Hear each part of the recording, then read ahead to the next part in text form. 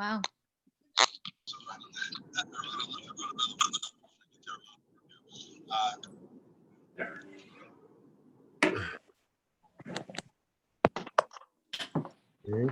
I think one of the questions she had was that.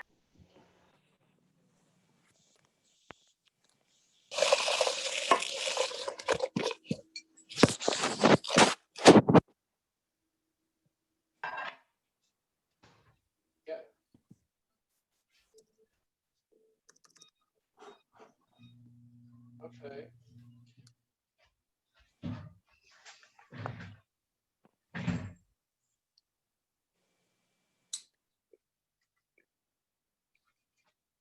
Jeez. Good afternoon, everybody. Thank you for joining us to the 2020 YPN Virtual Success Stories. We have a great event for you. I'm going to quickly, immediately give the floor over to our 2020 co-chairs for YPN, Tatiana and Sia. Hi, everybody. Hi, welcome. Welcome, everyone. Thank you all for taking time out of your day and joining with us today. One quick thing before we start, if you can please keep yourself muted, that would be amazing. So I'm gonna go straight to the point. Again, thank you for coming. Thank you for joining.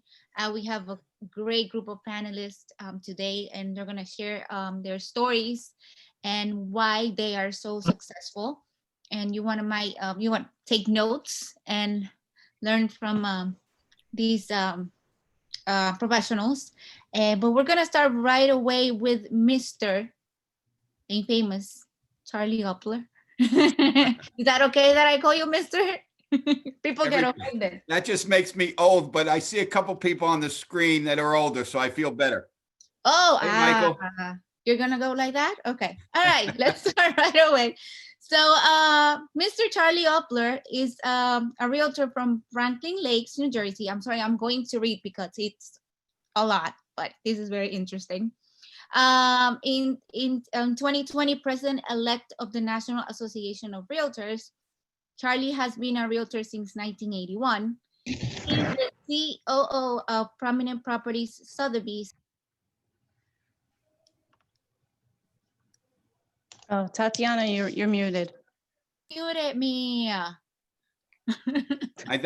Does that mean she's finished and I can start? No. Sorry, no. So I was saying 12 offices in northern and central New Jersey. He holds the at home of with diversity certification from NAR. Charlie has served on NAR board of directors numerous times, beginning in 2003. He has chaired the Realtor Party Coordinating Committee and the RPAC Trustees Committee. Charlie has served on 4 NAR presidential advisory groups. In 2005, he was NAR Vice President for Region 2, representing New Jersey, New York, and Pennsylvania. And in 2015, he was NAR Vice President for Chris, I'm gonna kill his last name, Olicron. That's actually right. Yay, okay. Charlie was the president of New Jersey Association of Realtors in 2004 and at the local level. Charlie is a member of the Greater Bergen Realtors, and in 1997, Eastern Bergen County Board of Realtors named him the Realtor of the Year. And in 1996, he served as their president. Right now, he's the president-elect for NAR, right? Wrong. And so can I start? Yes, go ahead, by all means. So I feel bad for Tatiana because she has the old bio from NAR. I'm actually, as of 2 weeks ago, the president of NAR, which is kind of crazy. And it's Congrats. You're absolutely right. I saw it. It's yeah, I should have picked up on that. I actually saw that you were installed 2 weeks ago. I was. So anyway, I'm just going to spend a couple minutes. I see so many people and their names and pictures of, and I can't go to the other pages, but it's always fun and an honor to speak to local board and see so many familiar faces that we get to do business together and just share the same marketplace professionally. And I always think that that's the most important thing. But if you go back in time, and half the people on this screen could be middle children of mine, which is really fun to see that you're in the business. So when I look at YPN and I look at the success of young realtors, it never ceases to amaze me that the professionalism of the business remains where it is. Tommy Choi, who's one of your panel members, was the YPN chair nationally last year, and he's the vice president of committees for NAR for the 1,000,004 members. But when I think of what Tommy does, I think about the gratitude that he has in the way he treats people and the respect that people have for him. And I think that so many of you who I have met or know or work with our company or work with another company, it's the way most of you carry yourself. And you should all aspire to make sure that when somebody sends you a text, you return the text, even if you can't talk to somebody. So professionalism is a lot of what goes on here. For me, more than anything else, this business is about people. We all sell the same product, regardless of the market you're in. You know, that a house in Woodcliff Lake, anybody on this screen can sell, except Tommy. But if you do it the right way and you treat each other the right way, it makes a world of difference. Everybody markets differently. Everybody does things differently from a business aspect, but you all need to treat people the same way. I can just tell you two other things that are important to me. When I think of YPN, I go back 12 years when this all started in a lobby in Chicago. My son, Michael, who helps run our company and is really the person that runs the operations, was on the first national committee, but he was also the first YPN chair of the state of New Jersey. And we had maybe 2 chapters. Now I look and there's thousands of members of YPN, and nationally, there are so many YPN of members serving on national committees, local committees, and doing everything to make it a better business for all of us. What NAR did and what your state association did this past pandemic back to March are the 2 critical things that I'll leave you with. Number 1, Jared Grasso and our team in Trenton and Shannon McGann, who's our national lobbyist, made sure that Congress treated real estate as an essential service. Places like New York, Pennsylvania, Chicago, other places, you were not allowed to do real estate. We worked and worked and worked as an association to make sure that you could all work, obviously with masks, gloves, and all the protection that you needed to show property, but you were able to do business. Some places in the country couldn't. So we were fortunate in New Jersey that it was seamless and we could still close transactions.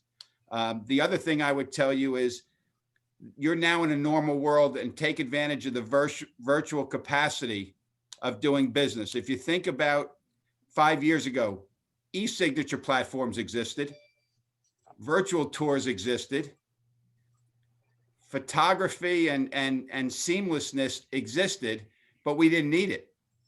The pandemic forced us to use things that we never thought that we would need on a day-to-day basis. Learn that your time's valuable. You know, one of the things that we've learned on a national level is I don't need to fly to Chicago for a 3-hour meeting anymore. Other than I could have dinner with Tommy and some friends in Chicago, you know, I could have a 3-hour meeting and we can all get back to work. That's the beauty of the virtual world as we know it, but it doesn't replace the way you're supposed to do business. It's just a new tool to do business and a new way to do things that we had available to us and never did. I'll leave you with one last thought. You've got an incredible panel of successful realtors. Everybody does things differently. Learn, take advantage of the time that you have to learn from one another, but don't get away from what you've done to be successful.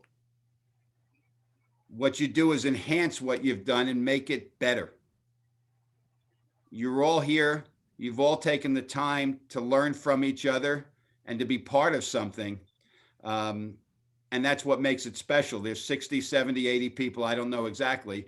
But more importantly, each person does things differently. At the end of the day, you still work with each other and respect each other, because I will tell you more than anything else, I think your reputation is the best asset you all have. And don't ever think that it's anything different. When somebody sees your name on a listing, they want to do business with you. That's the best thing you can do for a seller, is they want to do business with you.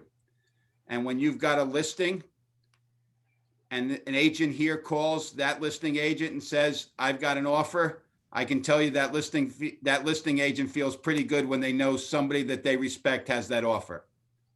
So keep doing everything that you've done. You're all great successes. I know the panel will be wonderful. And I just look forward to working with all of you for a long time. Even though I'm older than most of you, I'm going to be around for a long time working with you. So look forward to it. And thanks for your time. And I'll throw it back to, I guess Scott's going to take it from here. Right, Scott? Sounds good. Thanks a lot, Charlie. Good to see you, Scott. Likewise. Scott, And, before you just, can you hear me? Yeah, certainly, Tatiana. Before you go, Patricia, do you want to say something really quick? Yes, just a quick reminder, just to everybody stay muted while our panelists are talking. Secondly, we are going to have a 15-minute Q&A at the end of our session. So if you have any questions, just put your name and the question in the chat box, and we'll sift through them and they'll be answered at the end. We probably can't get to all of them, but we'll do the best we can. Also, we did want to invite everybody out to sign up for next year's YPN. So the email did go out. If it didn't, Jen, if she can put a link up on the side, she will. That's one. And then two, YPN's last charity event for the year is going to be, it's a toy drive. So from now through December 16th, if you can drop off any unwrapped toys to either campuses, that would be great. We're collaborating with the Fort Lee Police Department, and they're going to all kids in Bergen County. So that's really it. Scott, take it over. All right. Well, Thank you. Thank you very much, guys. And without further ado, I want to just echo what Charlie said and say, we are in for a treat today. We've got what I think is probably the best panel we've ever had. And I don't say that every year. So, but no, we have some really powerhouse agents, and, this is something that I always pick up on. I get an opportunity to talk to each of them before we even do the panel. And it's probably my favorite part of the process, because I get to just connect with them and learn more about their business and, what makes them tick, what got them to the level of success they have achieved. And, it's really true. Every single person on the panel today comes from a different walk of life, has taken a different path to their success. And yet I think there are core elements that I hope you guys pick up on, hard work, determination, persistence, and just, a level of, caring about their clients, I would say are some of the core elements that have led them all to the success that they've had so far. So enough about, my experience talking to them. Let's jump into it. Amrita, I think I'm going to lead off with you. So if you want to unmute over there, our new experience of doing a virtual panel here. So Can you guys hear me? Amrita, for anyone who doesn't know you, I want to talk to you a little bit about how you got into the business, what that first year was like, because I know you only got licensed and really started in this business in 2017, and yet in year one managed to sell 11 million in real estate sales volume. So I'd love to hear a little bit more about, what got you into real estate and what were some of the things that helped you have that huge success in year one? So I came from a corporate background, and I was at a point in my life and my career after having 3 kids and corporate job that I felt like there was a ceiling and I wasn't really moving past that ceiling. So I thought, okay, I'm going to pursue the entrepreneur route and do something different. And at that point, it was going to be a daycare. I was partnering with somebody. I found a location, did all that. And then God intervened, thank God. And here I am. So I came from the corporate background. I started real estate, realizing that, I picked up my first property when I was in college. So real estate was always in my life from an investment standpoint. My uncles were investors. And it was like the common conversation in our house all the time. So it was like a natural thing to gravitate towards. I started in 2017. However, the first 6 months of being a realtor, I didn't do much. I was just like, I was setting up my logo. I was setting up my group name. I was setting up my email. Like I was doing all the housekeeping of it. And so my first year was actually just about around 3 million. It was my first full year after that, where I worked the full year and I saw the fruits of my labor, which was 11 million.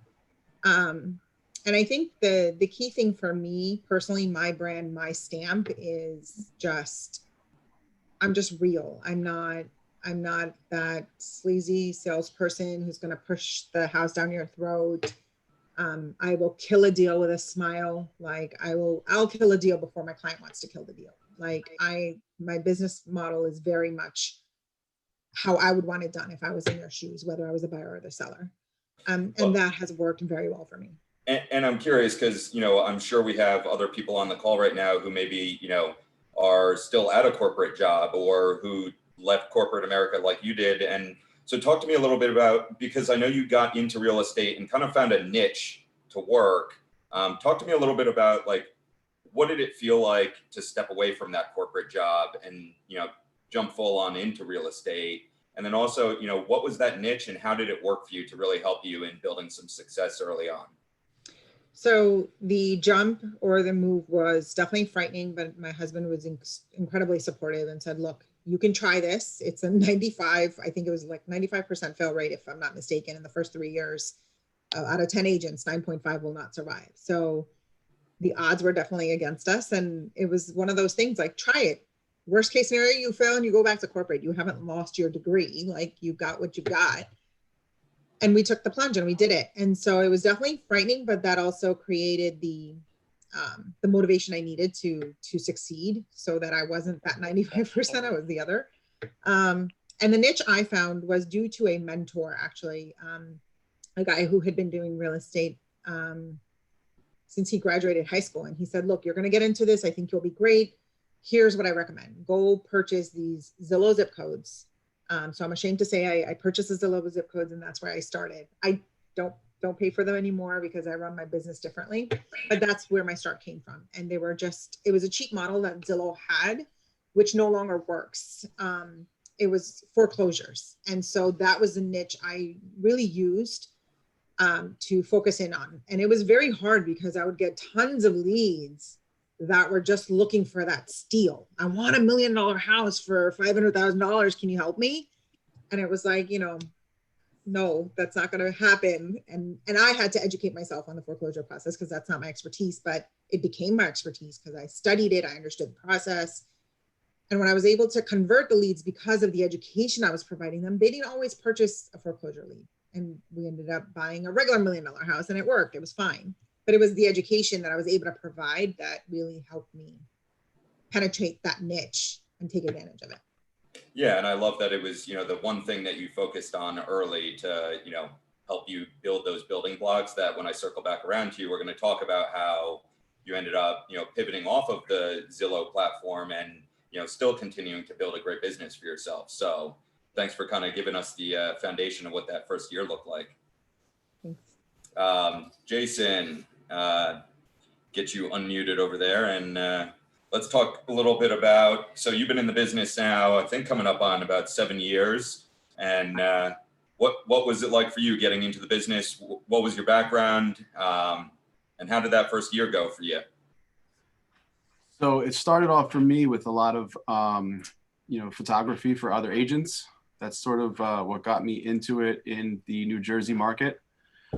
But then I was fortunate to run into a couple people who I knew a long time in the business, specifically Victor Gelinos in Hoboken. He put me onto the Mike Ferry system. So I think I was lucky to get involved in coaching early on, and that made a big difference. Yeah, and I love that, you mentioned that you pretty much hired a coach within that first month in the business, correct? Yes. And, what was it, what was your one thing that you were focused on? Because I know we talked a little bit, and I want to hear more about how, you didn't have your first sale, I think, right? You didn't get even your first appointment for 3 months, and yet you were there grinding day over day, working with your coach on, improving your skill set. So what was your business looking like early on there, working with your coach? It was a lot of what Mike Ferry calls blind faith, which is just kind of like trusting that it's going to work eventually, and just, keep doing what you're supposed to do. And you just have to have like faith that it's going to pan out. So in a sense, I was betting on myself, but it's pretty brutal. For 3 months, there was hours every day. I was just striking out. Maybe I'm a slow learner. I don't think it has to take that long. Maybe I had some bad luck. Maybe it's a combination.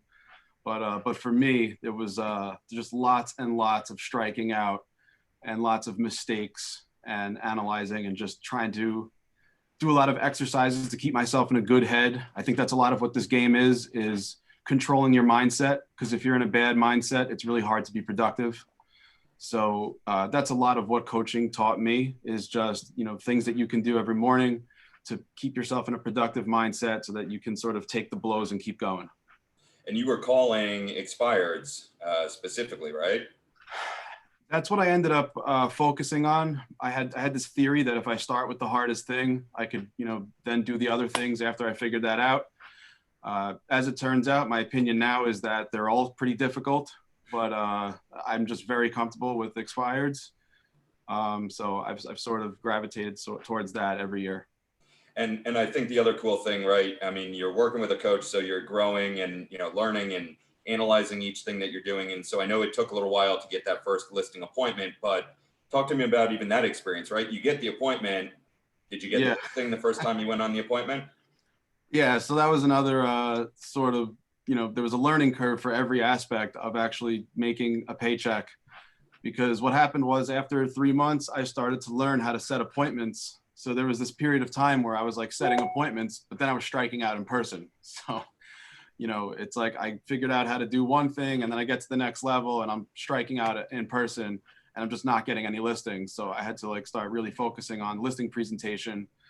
And then after that, there's just levels of epiphanies. At first I'm like, it's all about setting appointments on the phone. Then I learned how to do that. I'm like, it's really all about presenting in person and actually getting the listing. Then after that, I'm like, it's really about getting the listing at a reasonable price where it can actually sell. And it seems like there's no end to it. There's always like a higher level of, this is what it's really all about. This is what it's really all about. So. Yeah, well, and that was one of my favorite things that you said was, this series of epiphanies that to this day, you're still learning and improving and seeking to make your business as, great as it can be. And I know you specifically mentioned, customer service is going to be, a big focus for you heading into 2021. So, when I circle back to you, I definitely want to, hear more about, what that customer service looks like and, what really you hope to accomplish when you're working with clients. So thanks, Jason. Definitely appreciate it. Taylor, let's get you off mute over there, buddy. And this weird feeling you were going to call my name. I don't know why. So Taylor, I'm really excited to hear from you. We've obviously, known each other for a couple of years now, and yet, our conversation the other day allowed me to really dive deeper into, how you got started in this business, and, pleasure hearing more about your story. So talk to me, what were you doing before real estate, and, what led you to jumping into real estate? Yeah. So I just got out of college. I went to Rampo. I was working at a gym called Lifetime Athletic, which is in Montvale. It's like a huge 100,000 square foot fitness facility, with everything under the sun available there. So I was really just trying to figure it out. And I guess my story is a little unique just because I think nobody, I've never heard anyone as a child say, I want to be a real estate agent, right? It brought some background music. Promise it's not meant. No, but I always make this joke. It's like no one as a kid says they want to be a real estate agent. They want to be like an astronaut or like a fireman or something. So I didn't I definitely never intended to do real estate. A buddy of mine, you know, called me. This is when like HGTV was just starting to get really hot with flipping houses. And he's like, it'd be a great idea to flip properties. And so we got our real estate licenses solely because we thought it would give us an inside track on flipping homes. And there's this interesting concept where you need money to flip houses, which I didn't have. So basically I got my license and, you know, we went to a small brokerage. It was called Venture Realtors. And the gentleman who ran that office at the time was basically buying houses every single week and renovating them. So I wanted to learn from that. So I kind of like attached by the hip and I wanted to learn the process. But ultimately, I never ended up flipping homes, as I'm sure everyone knows. But really what happened was I just fell in love with selling real estate. I just really fell in love with this process. Once I did a couple transactions, I just thought big. I wanted to scale my business, and that's really where it took me. Yeah, and so I mean, for you, we've heard, you know, Amrita doing, you know, 11 million in her first year. Jason, you know, taking some time to start getting those appointments, but once he got them, you know, he worked on his listing presentation, improved his skill set, had a pretty good, successful first year. How did that first year go for you? I mean, I'm impressed. I mean, I did horrific my first year. I mean, I literally sold one house and I did 2 rentals. That was my first like 7 months in the business. I was licensed, I think, in like June. So like June to December, literally 1 deal and 2 rentals. And I know we talked about this the other day, but I knew going into 2017, that was the following year, that couldn't happen, because I just knew the only way to make this a career is I had to go big. And that was my mindset going into 2017. And what was it like? Because, you know, you were working at Lifetime Fitness as, you know, doing that and real estate. So I know we for sure have to have some people on the call today that, you know, got into the business, you know, having that safety net of another job that they're still working. So, you know, what was the benefit of having that second job while you're getting started? And, you know, maybe what was some of the downside that led you to eventually, you know, going full time with real estate? Yeah, that's a tough question, but I would say this Cliff Note version of that answer is that having a job was good because I had, you know, the $12 or $13 an hour or whatever the heck it was back then, you know, supporting myself to be able to pay the bills. The negative end of it was really time. And I think as you grow as an individual and you start to really just like, really, everyone talks about this, like every entrepreneur you talk to, every book you read, everyone talks about how valuable time is, but until you really, really understand how valuable time is, then you really start to understand like where your focus needs to be. So to answer your question shortly, it was good because it paid the bills. It was good because I actually met a ton of people. I mean, like literally, I worked the front desk, so I saw everyone coming in and out. So I built massive rapport and a lot of relationships with a lot of people. But as I was joking with you, as you want to build a bigger business and you want to build, you know, a career for yourself, nobody wanted to list their house with the guy that worked at the front desk at the gym. Right. And that might sound a little harsh, but that was the reality. So when I realized that towards the tail end of the following year, I had to quit. And it was hard because I was probably, and not to sound like, I'm not really here to talk about money. That's not my goal, but just when you know, make triple what you're doing something and you're still so afraid to let go of that job because it's consistency, that's a problem. Right. And I had to like break through that mentally to say like, I have to do this thing full time. Like I'm not going to possibly be able to scale this business and make this thing work unless I dedicate like everything to it. Yeah, no, I think that's a huge lesson. And I think there, you know, I think we've all been there, right? Wanting that level of comfort of something that is the sure thing. And yet, you know, Amrita talked about leaving, you know, corporate America. It's at some point you make that big jump. And, you know, I can't wait to talk a little bit more with you about, you know, where that big jump led you to as you really started to scale your business up. So thanks, Taylor. No problem. Juliana. Gotta get you on. Okay, now I'm unmuted. There we go. So Got how you doing? good. Thank you so much for having me. Absolutely. So Juliana, you know, the background on you a little bit is that, you know, real estate is kind of in your blood, right? Yeah, it really is, whether I like it or not. And my husband's in real estate too, so my kids are screwed. So talk to me a little bit, because I know you were also working a full-time job before deciding to get into real estate. What made you make that jump? I did. I was working I went to the College of New Jersey and I studied psychology. So outside of college, I worked at a psychiatric center And I was thinking about pursuing a degree in social work or something to take that career to another level. But after working in the business for a short period of time, I realized that it was not something that I wanted to do my whole life. I give the people that do it on a day-to-day basis so much credit because it's really taxing, but I just knew I wanted a family and I wouldn't be able to do that my whole life. It takes a toll on you. And so I just decided on a whim. My grandmother has been in real estate for over 40 years. I've been around it my whole life.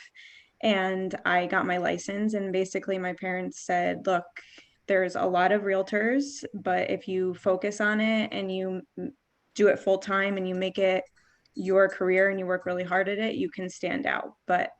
And kind of similar to what Taylor said, I knew I had to quit my full-time job if I wanted to pursue it the way that my parents thought would be successful. Because at that point, I've been doing this almost 10 years. So at that point, I was only 24. So I was young. I had never even bought my own house. I really didn't even know much about the whole process.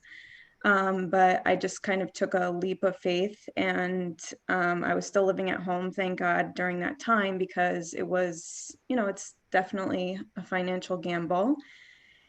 And I went to the same brokerage that my grandmother was at, and we worked together for quite some time, and I learned from her, and it was basically just a really good way of getting experience right away. So a lot of times people don't write a contract or do anything until they have a deal or business, and like some of the other panelists said, it could take you a very long time to do that. But I kind of had to, it was like baptism by fire. I just had to learn because my grandmother needed my help, and it was the best thing that could have happened to me. And I was able to really start gaining momentum from her and learning and just kind of knowing what I was doing to give me a little more confidence. And then slowly it kind of shifted where I was learning from her into she was learning from me, because I mentioned it yesterday when we spoke. She was from the printout of the MLS at the front desk, a binder of what was on the market. Like that was her prime. So all of the technology was over her head and very overwhelming to her. So I was able to come in and do a lot of the back end stuff for her and help her. So it just kind of slowly transitioned where I just took the reins on everything, and she was able to step back and travel more. And she's actually still licensed. And people still call her, believe it or not, for real estate. She's in her 80s. And, I now take it and run with it, but she's definitely a big reason that I came into the business and I was able to get going, because it's not easy. Yeah, and I think it's a blessing that, you'd be able to build a business for yourself and kind of carry on a, family tradition, something that I think has a lot of deep meaning. So thanks, Juliana. Yeah. Tommy, you ready? I'm ready. I'm grateful to be here. Thank you for having me, and thanks for everyone that's tuning in. Yeah, and Tommy, I know we don't get to, bump into you out there doing deals on a regular basis because you're coming live from Chicago. But one of the things, I just truly loved, hearing a little bit more about, what you were doing before real estate and how it led to, a big epiphany for you on how not only did you want to change your professional life, but, what a huge impact that had, on your personal life as well. So I'd love to hear a little bit more, when did you get into the business and, what were you doing before real estate? Yeah, it's so similar path from a lot of,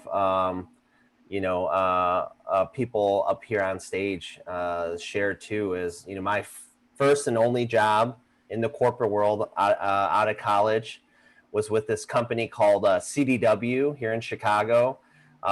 It's an IT inside sales company. And I was making 130 cold calls a day to state and local government IT directors. And so no offense if there's any former IT directors on this Zoom, but you can only imagine how exciting these phone calls could have been. I don't know if you can read the sarcasm in my voice right now. But yeah, it was, I would rather watch paint dry than make these calls. But you know what? I did really well though. So I'm a big systems guy. So they told me when they recruited me out of college that, hey, if you do A, B, and C every day in 3 years, what our system says is that you'll be making 6 figures of income. And I did that. And then legitimately after my third year, I was making like $125,000 and I bought a condo in the city, the north side of the city. And, you know, I had $0 saved away because I was in my 20s. I was spending every other, you know, income I had paying for bar tabs. I was going to like Vegas 3 times a year for some reason, right? Living out my 20s with zero regret. But then, you know, it was February, the last Friday of February in 2006. I was the last person in my office, 120 South Riverside. Anyone that's familiar with Chicago, in the Loop Financial District, across the river from the Lyric Opera House. And the reason why I was the last person in the office was that was the best sales month in my career at CDW. And that was going to be the most amount of money I have made ever, thus that point in my life, right? And I wanted to see my commission check refresh on my company intranet, right? So I'm there hitting Shift F5, refreshing my screen every 2 seconds. And this is like, you know, back in the day when there was like CRT monitors. There was no LCD monitors at that time. And finally, right, I see my commission check pop up, and it was $25,000, which is still a lot of money today, right? And I remember just staring at that computer screen and just not feeling excited at all. And literally, I was just in this daze looking at it, anticlimactic, and something caught the corner of my eye. And in my cubicle, there was a piece of paper that's at $250,000. That was my goal, my gross profit goal, GP we called it. I had to generate $250K of profit, gross profit for the company. And if I did, I'd get a 10% rip off that, right? And that was the highest amount that they would cut. And so, you know, I started looking at that. I started to do the math. Okay, I made 25, they made a lot more. That didn't bother me though, right? Because I had a nice office downtown. I had a platform, I had technology, I had a database of people I could call. That was cool. But what bothered me was next to that piece of paper was this calendar, right? I would always print out a calendar every month, and I would chunk down my goals to how much revenue and profit I needed to sell daily. I still do that to this day. And every time I would hit that goal, I would put an X through it. And so I'm sitting there in my cube, I'm just looking at all these X's going down the rows. And then right around the midpoint of February, I started to notice some things that were written behind the X's.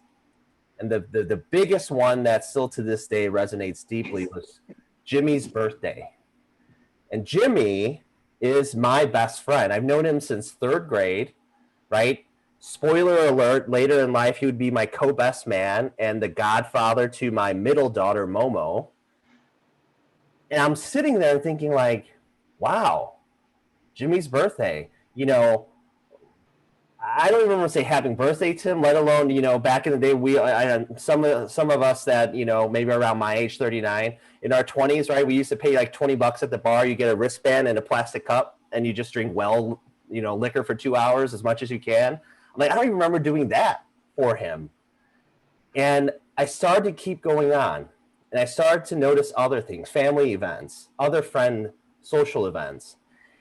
And this, you know, I think, you know, alcoholics call it the moment of clarity. I had this moment of clarity in my cubicle that this was the best financially time in my life ever as a 25-year-old kid, 24-year-old, I think at that point. But I was also the most miserable I've ever been in my life. Right? I would wake up in the morning and the first thought in my head was how many days until Friday? Because I hated what I was doing, right? But the money was good. And there's this thing, you know, I think Taylor was saying this.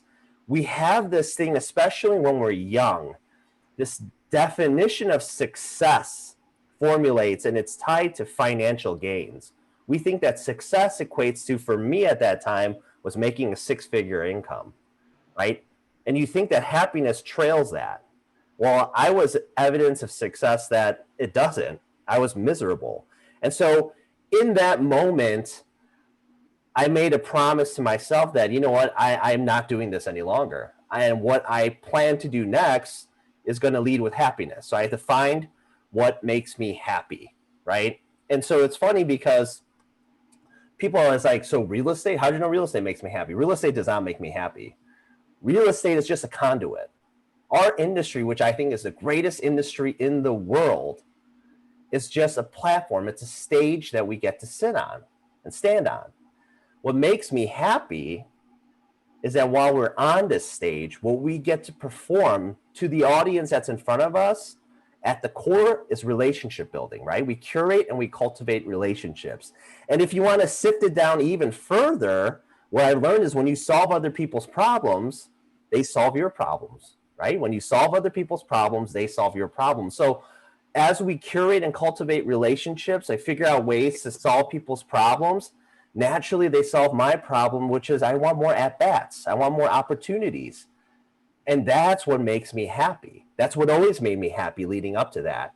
And so that was kind of what pushed it there. I'll say if I can, the North Star though on my compass that pointed me into the real estate or residential side of it was my grandfather. So, you know, I'm first generation in this country. My grandparents and my parents, they immigrated here from South Korea to the north side of the city, corner of Irving Park and Lincoln, which is like 3 blocks north of Wrigley Field, if you guys know, the world champion Chicago Cubs, best baseball team in the world. They came here in the 70s, and my grandpa was a pioneer. He came out here for 6 months first to set up shop. But as a young kid, right, he would always remind me, because he came here for opportunity, but a big chunk of the opportunity for him that he sought out was to own his own home. And it was not from the practical sense of like having a roof over his head. It was 1000% solely pride. He wanted to be able to put his stake in the ground and say that this piece of Chicago, this piece of America was his because he worked hard to achieve it. And so at a very young age, because I was born here, he would remind me of this. He would say, hey, just because you were born here, remember, owning a home, it's not a right. It's not a guarantee. It's a privilege. You have to work hard to achieve and work even harder to maintain. And so as a little kid, I just thought he was an old senile guy and just talking nonsense. I'm just like, whatever. Okay, psycho, you know, I don't know what you're talking about. But what I realized later in life and at that moment, when I was at that crossroads, was that, you know, our words are seeds that we plant into each other's heads, right? And that was a seed that he had planted. It just so happened that it took 24 years for it to start to sprout.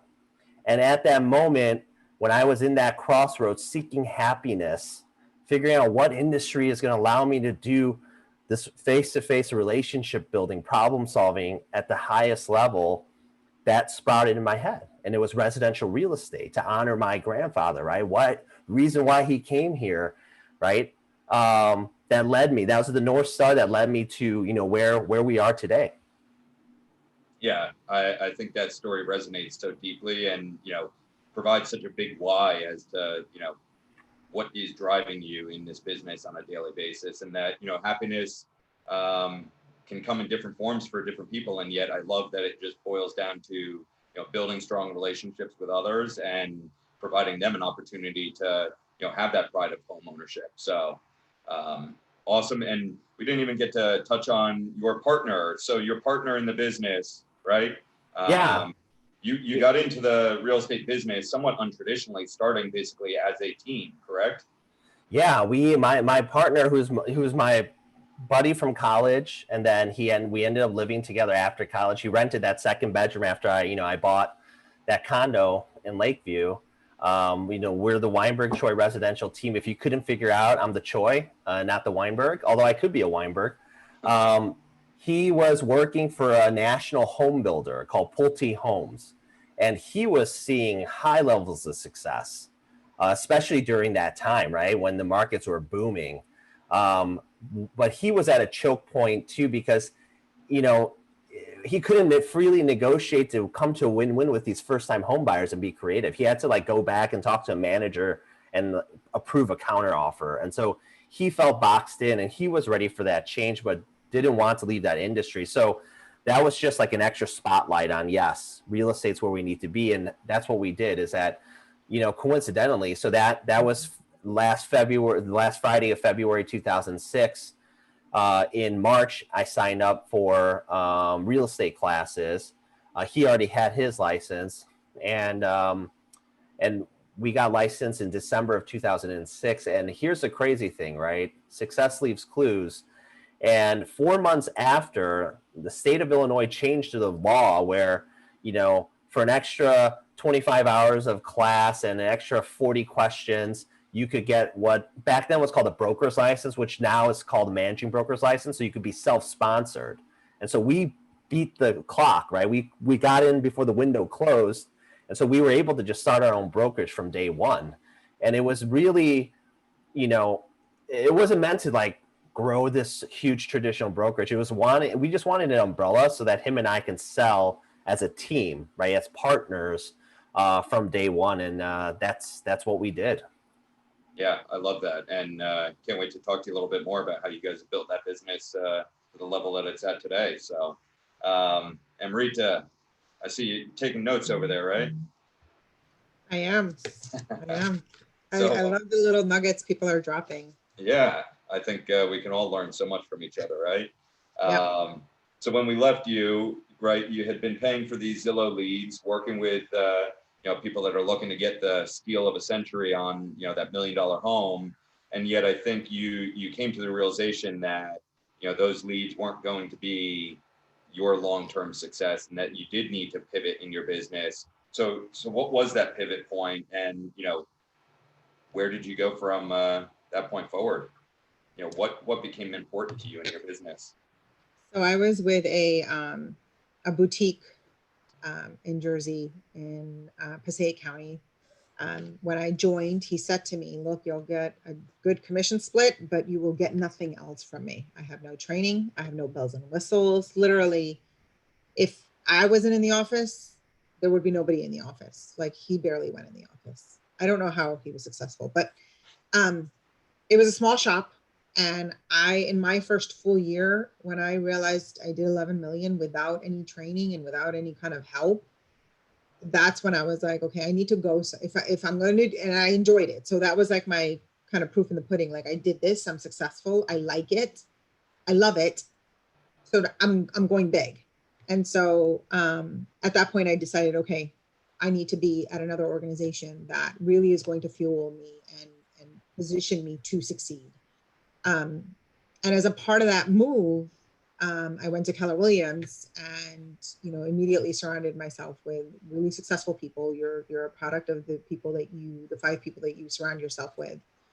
And I realized that Zillow wasn't going to be the fuel that will last forever. Is it there now? Yes. Is it really working amazingly? It is, but I saw, I'm a tracker. I track the dollars I spend from day one. So when I first joined the business, I had a financial plan. I had a business plan. I came in very structured.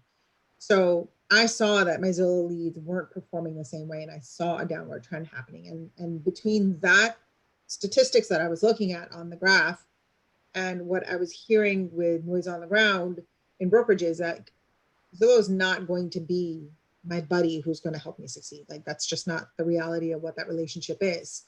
And so at that point I was like, okay, that was my crutch. How am I going to do this or more without it? And that was a true moment, I think, for me in the business to be able to perform better after leaving Zillow.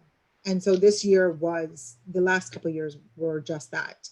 And so I decided I didn't want to pay Zillow for that. And I wanted to do this on my own. And I was fortunate enough that I learned what I learned from it, and I don't take that away because I had a great start because of it. But then taking those lessons and everything else I learn every single day. So just because I'm sitting here on this panel doesn't mean I have it all covered. I don't think anybody ever has it all done. I keep learning every day and applying the things that make sense to me are really, and I see it propelling me every time and every moment. Like, you just said, all words are seeds that get planted. And even things I'm hearing are little seeds. And I'm like, oh my God, that's great. Okay, I'm going to write this down. And that's going to be a seed for me 6 months from now that are going to sprout. So I think for me personally, being of a learning mindset and that hunger, like the wolf is always hungry.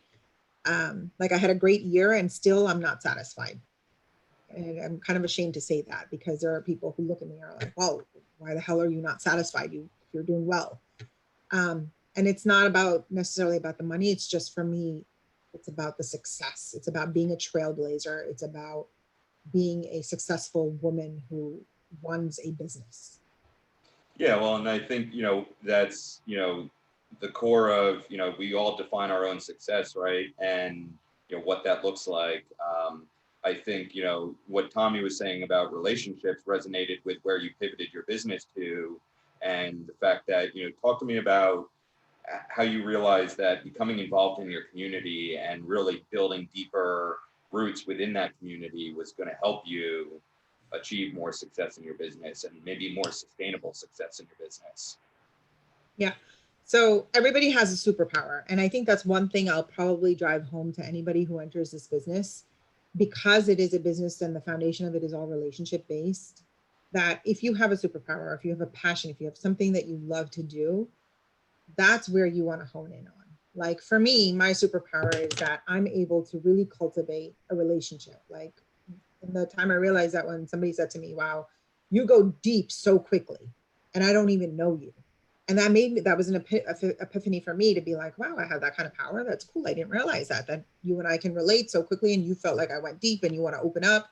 Like this used to happen in corporate. People used to come and tell me the office gossip.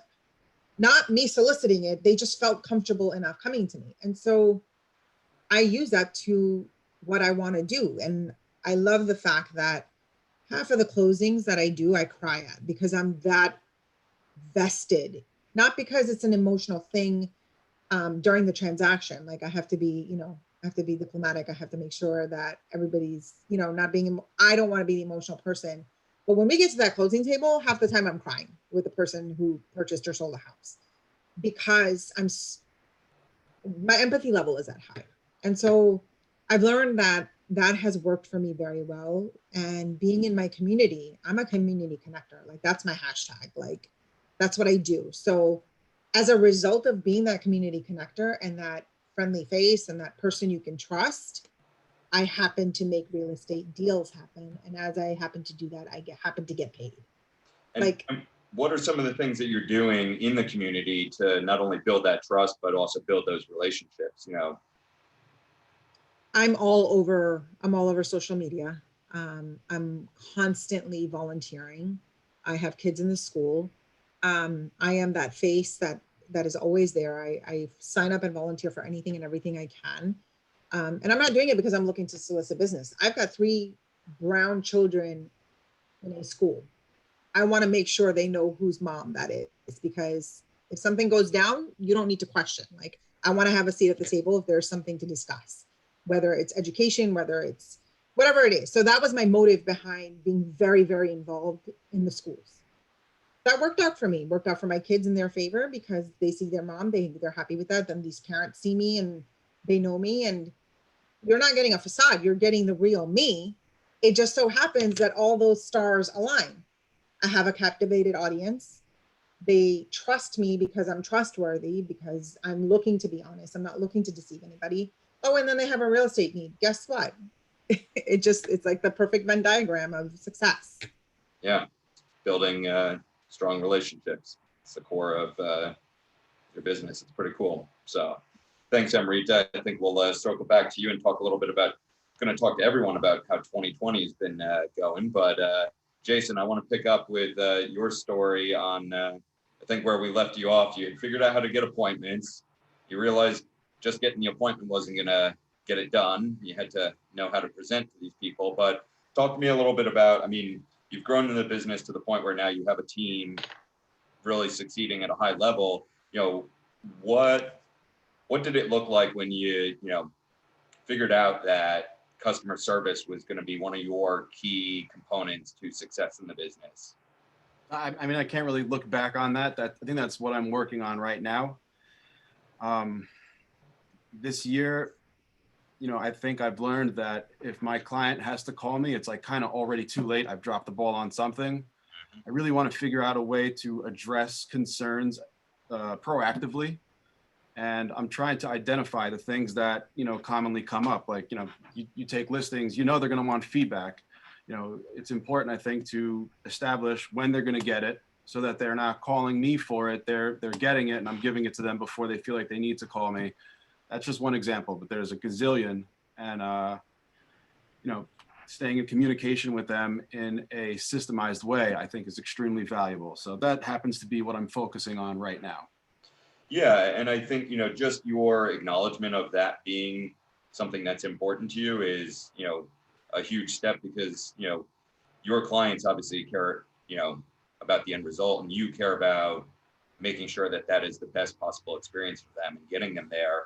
I also want to talk to you a little bit about, you know, you had an interesting structure to your team that you created. I know early on you went out, you hired an admin pretty early in the business, and that person has actually stayed with you the entire time. But I think you just described your team structure as a series of partnerships. So, you know, what led you to hiring that first admin?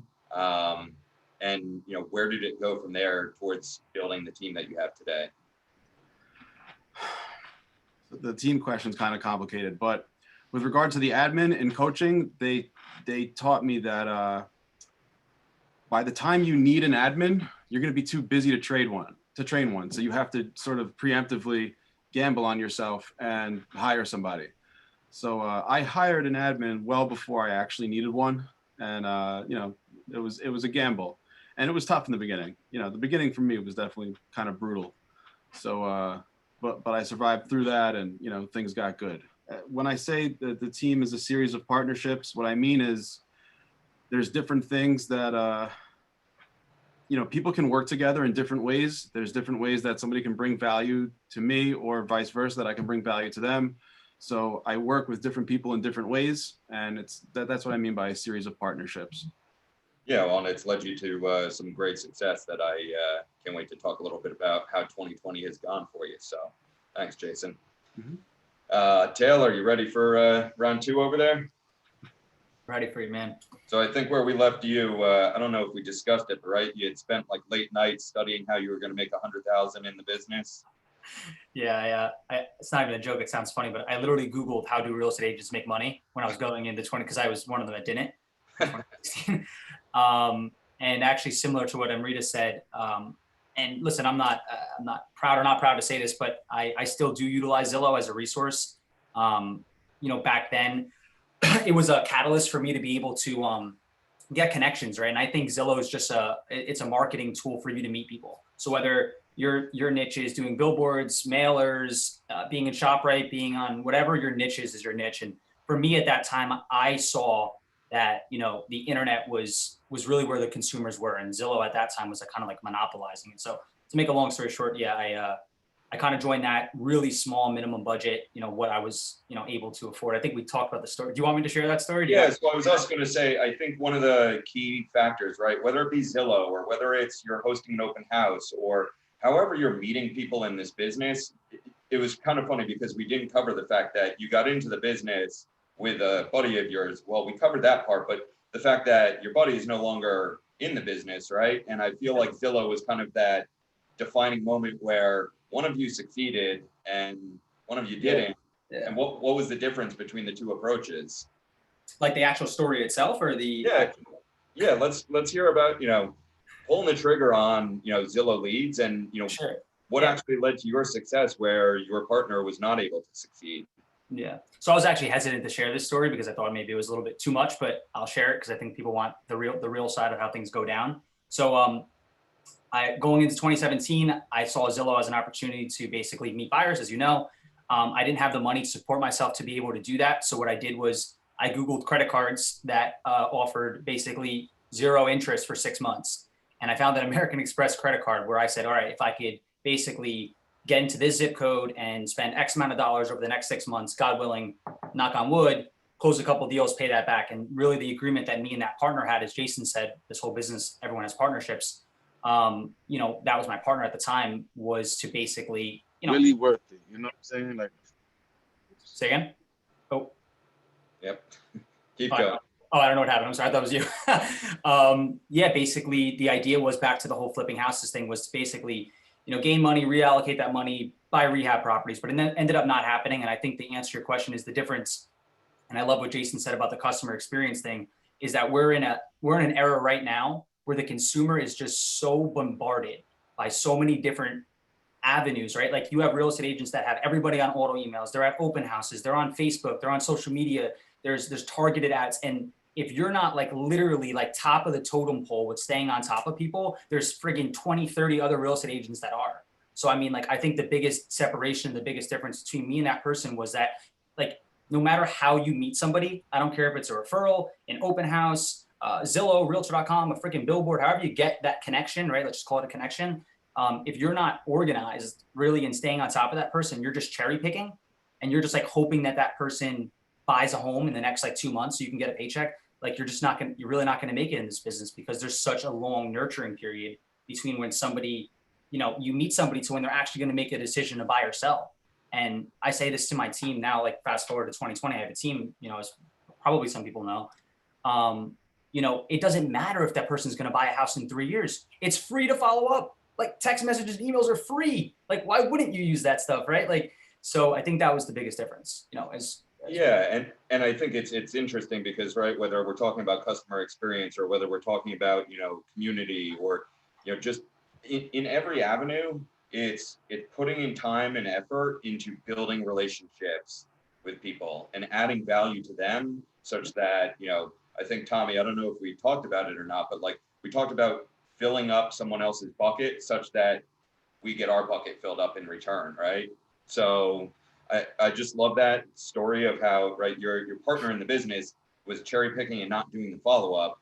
You put in the time to actually build relationships with these cold internet leads, such that they got so comfortable in working with you to actually accomplish that homeownership dream. So sure. I think it's a stark contrast between those two stories. And this is not an endorsement to have everyone run out and start finding 0% APR credit cards. Don't do that. Work for Taylor, but all right. Juliana, let's jump back into it, because I think, you know, similarly to Amrita, you know, building a business on community, I know, you know, your grandmother, you were talking a lot about how she grew up in Midland Park, correct? She and my grandfather lived there for 60 years. They actually just sold their house this summer. They closed on it, but my mom and dad both grew up in town. My dad was one of 8, my mom was one of 7, and they still live in Midland Park. I went to school in town. So that is really the meat and potatoes of my business. And I am the first person to acknowledge that some of my weaknesses are exactly what other people are saying were things that they did. They sat and they did cold calls and stuff like that. I never did that. And I still am a little afraid, and I'm the first person to admit it.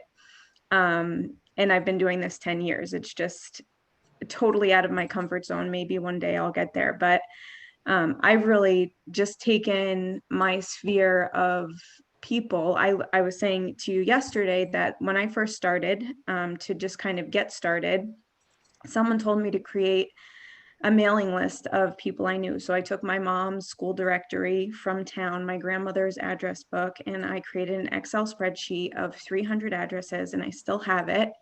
And every year I add people and I take it off, and I always keep it around 300 people. And I really work the people that I know the most. And most of my closings this year, I know them within 1 or 2 degrees of separation. And that's really just the foundation of my business. Of course, I get random calls from people just because now I've been doing it for some time. But a lot of the times it's because they know my parents, they know my grandparents, or now my husband is also in the business and they know my husband, but majority of my business is friends and family and people who know me through a couple degrees. Yeah, well, and I think it's taking that natural strength and amplifying it. You talked a little bit about, talk to me about your open houses and how I know that was a big avenue for success for you. And what's it like? I mean, the basics to what they tell you to do is, do open houses, and it worked for me. I've always been listing heavy, which I'm fortunate to have, because it's definitely easy to sit confidently at your own open house versus somebody else's. But I always really was a big advocate of open houses because I was able to convert a lot of leads, and similar to what Taylor just said, I would meet people there that they wouldn't buy a house for another 2 years, or, they maybe weren't even thinking yet, but all of a sudden I've established a relationship. They put 2 and 2 together that I am in real estate. So when they started thinking about doing their real estate transaction, they called me. And one of the things that I really struggled with early on was confidence, because I was so young and really just coming into it, not really knowing much about the business at all.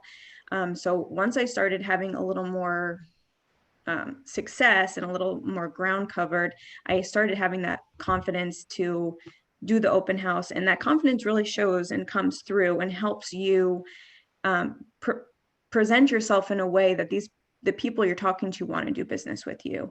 And Amrita said it too. I'm the least salesman you'll ever meet in your life. I mean, it's just not how that's just not how I am. I treat all my clients like my friends, because most of them are.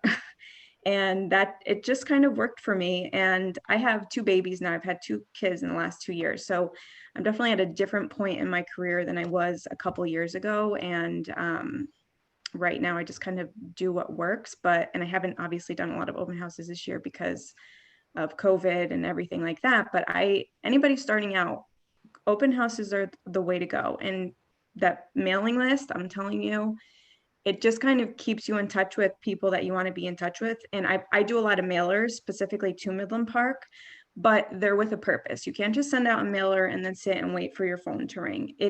You have to decide, and you have to do it consistently. And I've always just done it to Midland Park because that's where a lot of my business is. And I have a lot of solds there and a big market presence there. But it's an investment, and a lot of people sometimes kind of brush it off because they think it's old school, but it really is not if you do it consistent enough. So those few things they seem really simple, but they've worked for me. Of course, social media, but social media on a super simple level. Like I just started posting solds and started friending all my mom's friends and stuff like that. And over the years, it's paid off. Yeah, and I know we talked about social media, and the way that you're presenting it is just, a little insight into your personal life and your real estate life, such that, you build a level of trust with people where they want to see you succeed and they want to work with you because you're presenting who you are as a person, and you're going to work with like-minded people. So yeah, it's great. Thanks, Juliana. Thank you. Tommy. So when we left you, and now that we know, we do have some cold callers here, and we've talked about that a little bit. I thought for sure when we were first starting to talk that you're coming from that world where you're cranking 130 calls a day. I figured that was for sure the method that you were going to succeed with real estate. But talk to me about how you and Josh, your partner, again, you had that epiphany sitting at that desk in corporate America that you needed to get back to a fulfilling life and, deeper relationships with people. So cold calling was not the avenue in real estate. How did you guys build success? Talk to me a little bit about that. Yeah, no, I'm like Juliana. I literally I pit out. Literally my armpits get sweaty when I have to pick up a phone and call like strangers.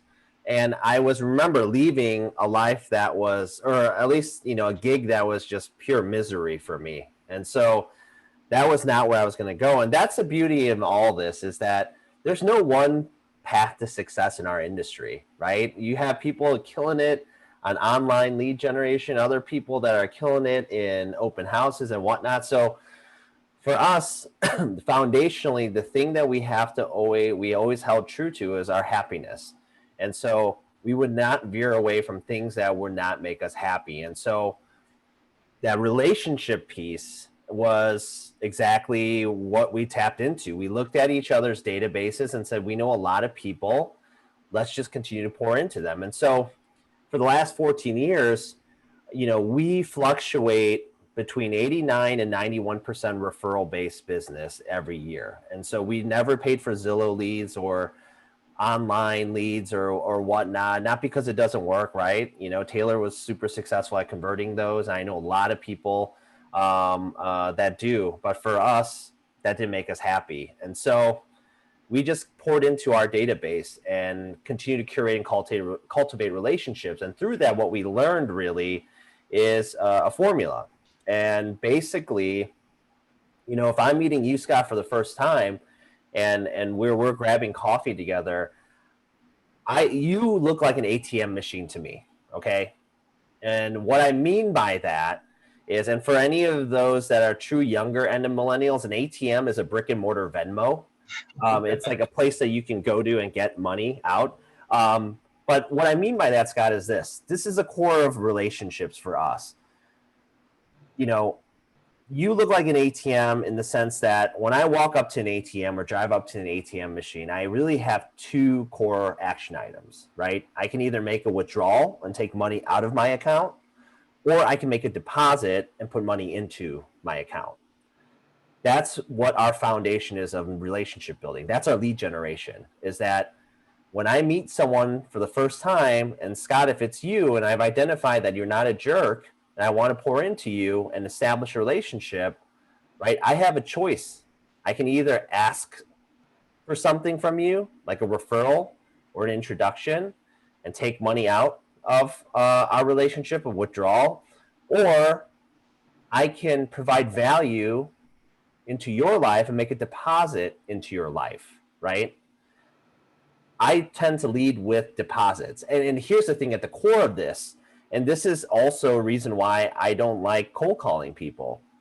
And I always tell people, especially newer agents, when they feel apprehensive about doing this and they're like, no, I know, I'm in sales, I just got to get over it. I say, no, you don't actually. You have to really respect that feeling and apprehension you're having, because ultimately the reason why you don't want to make that call is because your brain is telling you, what have I done for this person that I am owed a favor from them? And that's a true feeling you have to acknowledge and you can't sweep under the rug. And so for us, our hack is, well, you know what? Let's shower them with value. And so our ratio is typically 3 deposits before we take 1 withdrawal from the relationship. And the reason being is this. For us, I'm not looking to make a $20 withdrawal from our relationship. I'm looking out to max out the daily limit every single time. And the beauty in this is that you've given me permission to do it. So it's a win-win. And so it's not a bad thing to lead with the withdrawal, by the way, and ask for that business or ask for that introduction. You just want to be very cognizant of your ratios, because what happens, right? If you make too many withdrawals from your account, eventually one day you walk up to your ATM or you pull up your account on your phone and it's going to say, right, NSF, insufficient funds. And once you get to that place in a human relationship, it is very hard to build back that trust and build back that account. Because what happens? We have people like that in our lives. When my phone rings and I see that name, the first thing I say is, what does he want now? And I go click straight to voicemail, right? That's because that person's gone to NSF on our relationship account.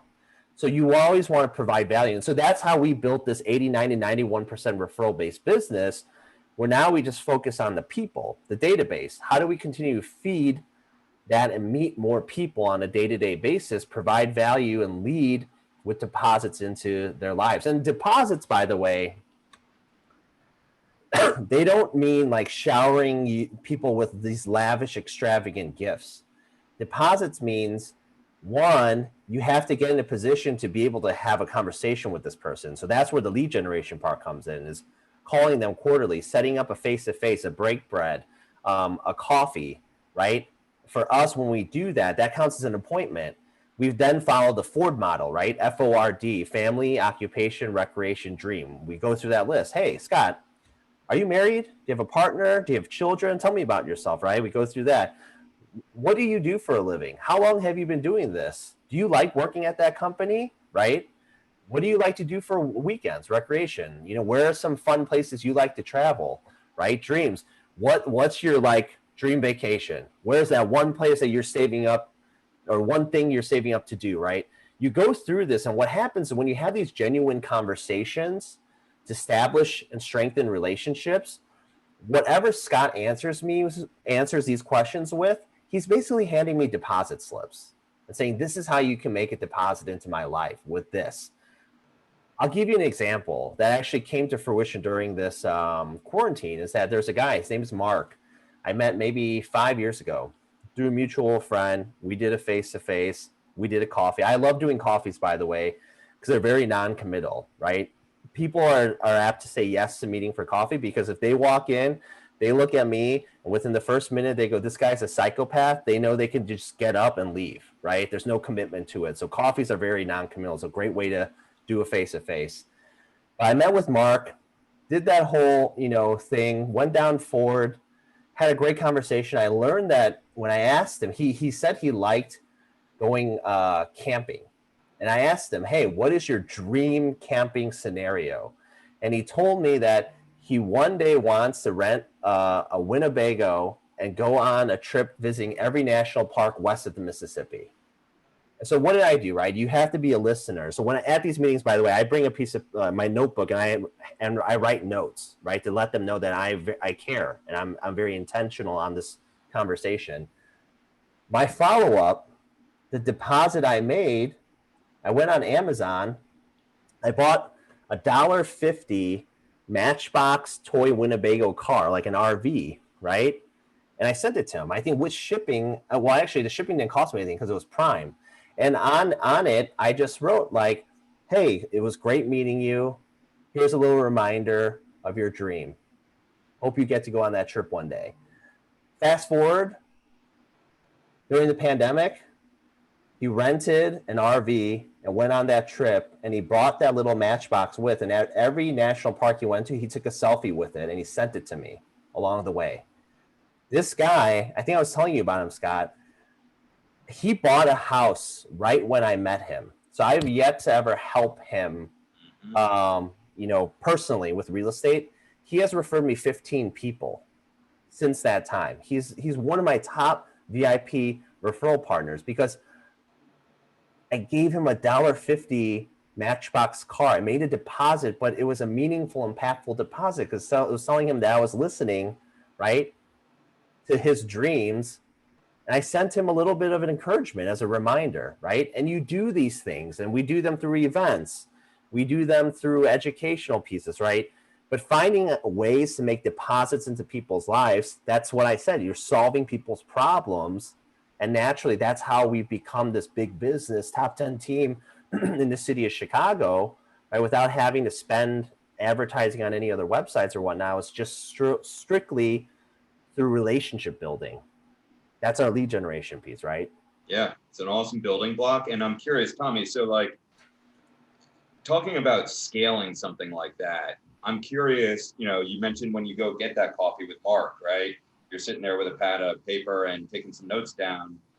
How do you scale something like that in terms of how do you remember what Mark likes? How do you remember how to deposit, those fulfillments into all these different people's lives? Yeah, that's a great question. So in the moment, one, I'm writing notes. Like literally when you walk up, Scott, and we shake hands, well, when we used to shake hands, and sit down, I open up my notebook and I write your name, and you're typically looking at me like writing your name, and you start to get uncomfortable because you're like, what's going on right now? Because how often does that happen?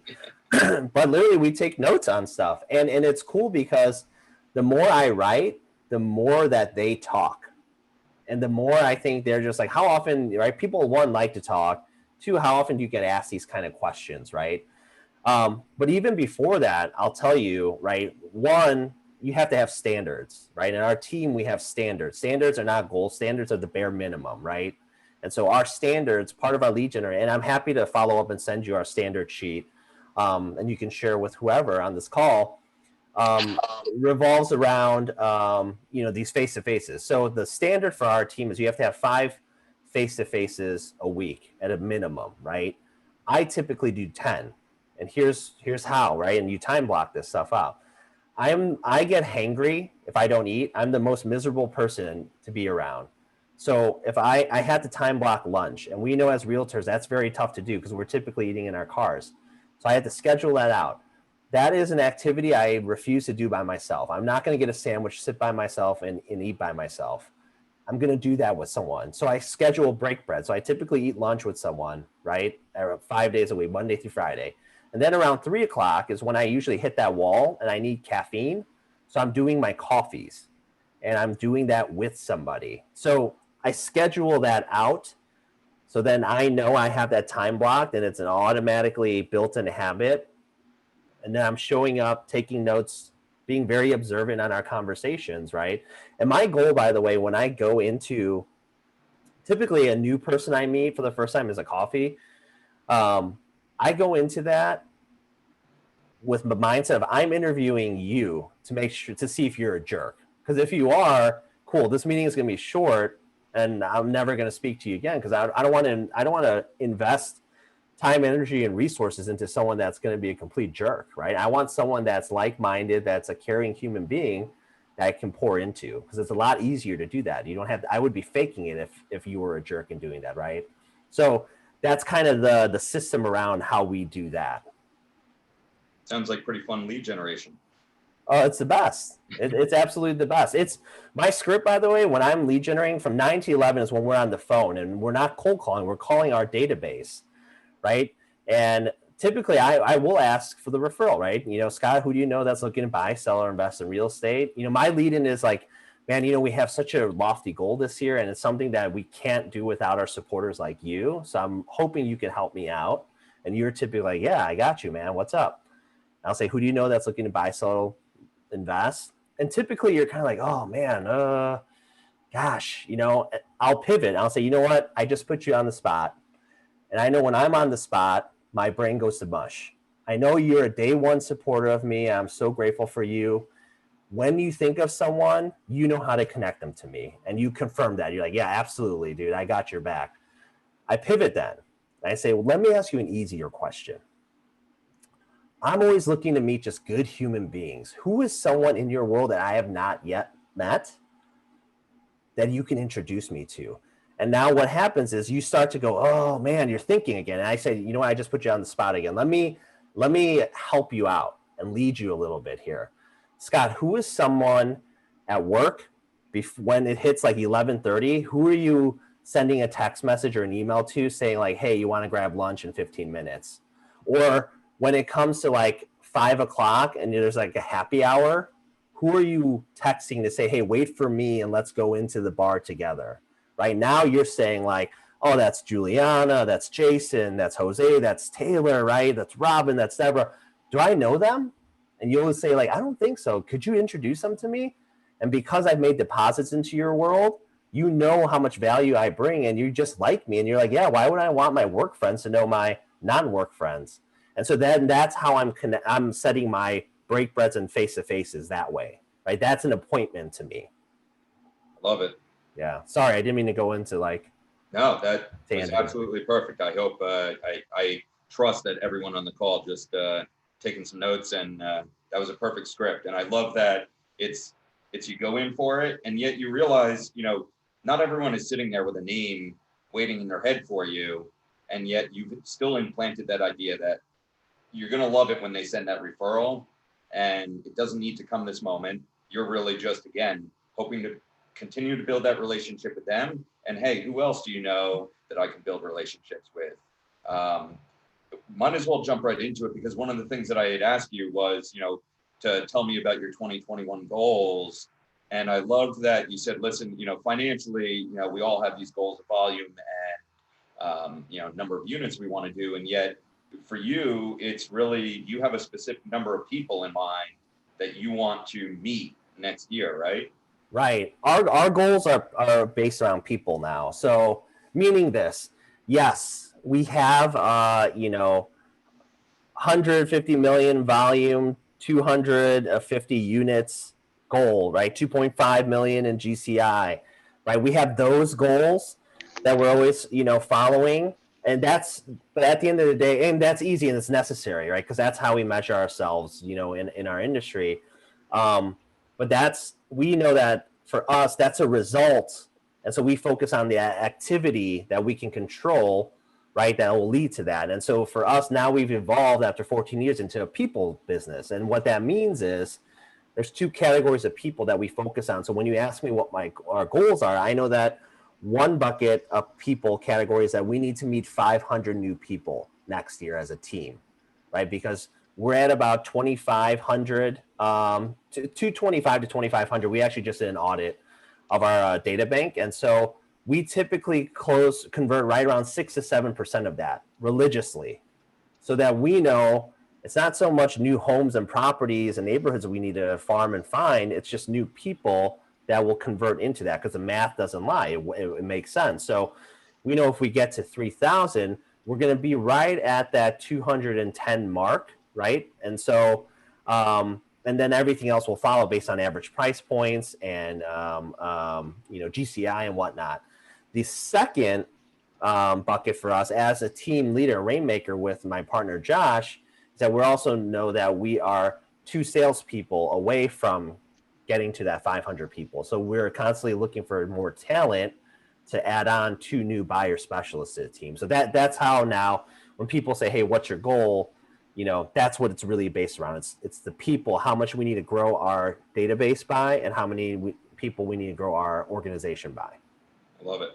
Thanks, Tommy. Amrita, I see we are running right on up on 5:30 here. So let's do a condensed version of, we were talking about you building relationships in the community, and for 2020, right, this is the year where we've all experienced, outside change in our business, and yet, kudos to you, because you've closed or will close 26 units and about 16 million in business. So for someone who just got into the business in 2017, I just, again, kudos to you for building such a strong business. What I wanted to ask you is, we're surrounded right now by 61 participants on this call. And I'm a big believer that, when we put our goals and dreams out there into the world, into the universe, right? We've got an audience of people that are going to help hold you accountable to helping you achieve those. So what do your goals look like heading into 2021? And maybe what are some of the things that we as a collective audience here could help you with in achieving those goals? My goal is to double where I am today. So literally go from 25 to 50 units. And I think I'm just basically whatever is working for me. So I track where my sales come from, and 40 to 50% of them are sphere of influence. And the other 30% are repeats, referrals and repeats coming in. And so I'm literally going to take what's working for me and just dig deeper into that. And do more of that and do better than what I've done yesterday. Like every day there's room for me to improve in, like while Tommy was talking, I'm like writing down what he's saying, because there's nuggets of information that I'm not using right now that I should be in scripting, right? And so every day I want to improve on how I did yesterday so that I can dig deeper into what is working, because at the end of the day, if that keeps flourishing, then I'm all set, instead of me trying to, which I did in the beginning as a new agent. Let me try this, let me try that, let me try. Find those 3 things, those 3 channels that are going to work, and just dig, and keep digging. And that's my goal. Yeah, I think that's phenomenal. So can't wait to get to see you on a somewhat regular basis. So I'm excited to see you keep growing deeper and deeper. Thank you. Jason, let's talk a little bit about, you built this team, these relationships that benefit each other. This year, I know you mentioned you are going to end up closing the year out right around 70 million, right? Yeah. And, same question, what are some of the goals you have in mind for 2021? And I know, putting it out there, if anyone who here is, feels that they specifically really excel with that customer service aspect of their business, I'd love for you to reach out to Jason and, mastermind, break bread, like Tommy said, we'd love to bring some value to you and your business, Jason. I can't wait to, continue to watch you to succeed. So what's 2021 got in store for you? So likewise, I appreciate that sentiment. And, to reciprocate, what I really wanted to try to do is share one thing with everybody that I think is valuable to you all and applicable to everyone here. So I think that's the most important thing that I could do, is share something that actually matters to everyone, regardless of where your business is. So, I've done a lot of exercises. I don't know what I've spent on coaching, probably close to 100 grand between all the seminars and the different coaches, Mike Ferry, Tom Ferry, Tony Robbins, this and that. One easy exercise that you can do that was life changer for me was to do 3 gratitudes in the morning. You wake up first thing in the morning and write down 3 things that you're thankful for. Keep it going for a bare minimum of 30 days in a row. Never repeat them. And to make it really good, don't share it with anyone. Have it in like a secret notebook or something, and just write down 3 new things that you're thankful for first thing in the morning, before you do anything, before you even go to the bathroom, whatever. You wake up, 3 new things, and it can't ever repeat. So in the beginning, it's very easy to say, I'm thankful for my health and, my wife, my cat, whatever. But what ends up happening is you end up having to get very specific. And when you can wake up in the morning thankful for, your knees working so that you can walk to the bathroom, for example, and electricity in the house, and the fact that people aren't shooting into your window, and like this type of a thing, of all the, mental exercises that I've done, I think that's one of the easiest and one of the quickest return big change that can come out of it. And I really do think that controlling your mindset is such an important part of this business. If you're going to stay productive, there's so much to talk about on that topic, but that's one, I think, nugget that really was pretty easy, doesn't cost you anything, and it can change your life, but you have to have a little bit of discipline to do it 30 days in a row. Don't skip days, and don't forget to do it. And that's it. Yeah. And do you find that particularly helpful doing it in the morning, you said? To be honest with you, I don't do it religiously like that anymore. It's an exercise that if you do it for 30 days, it'll change the way that you wake up and what you're thinking about first thing in the morning. And if you can wake up in a mindset of gratitude, that's a good way to start the day, but I still do all these other things. Affirmations are helpful. Understanding the body positions can control your mindset. I've tried very hard to do meditation. I'm not very good at it, but I know it's done a lot for a lot of people. Exercise is definitely helpful. You can factor that into your schedule somewhere. So this year, my goal is basically to stay in generation mode a little bit longer. I end up having these ebbs and flows every year where, in the winter time, I'm doing a lot of lead generation. And then usually right around February, I get a little bit overwhelmed and my whole schedule just kind of, derails. So every year I'm trying to keep it going a little bit longer than the year before. And that's basically my goal in a nutshell. Yeah, I think that's great.